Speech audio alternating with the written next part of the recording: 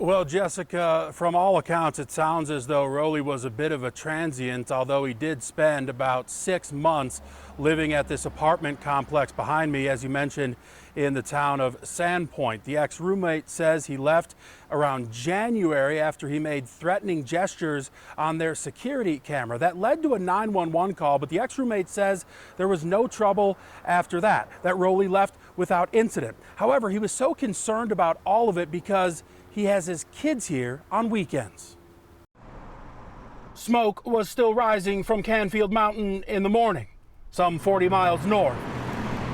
A family was waking up to the unthinkable. I'm in a little bit of shock about the whole thing. A shockwave hit Sandpoint early Monday. I woke up to a phone call this morning from my brother, and he was like, dude, you're not gonna believe this.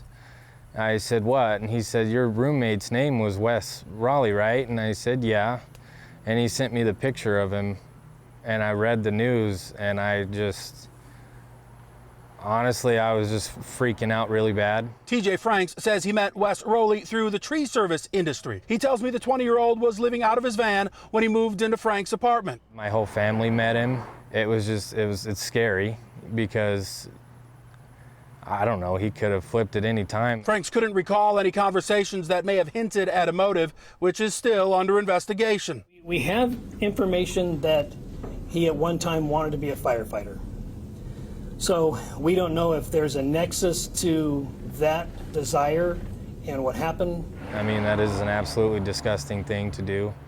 You know, my heart goes out to those firefighters' families. It hurts my heart, but it also scares the crap out of me because he lived in my home under my roof. And that's what he keeps going back to.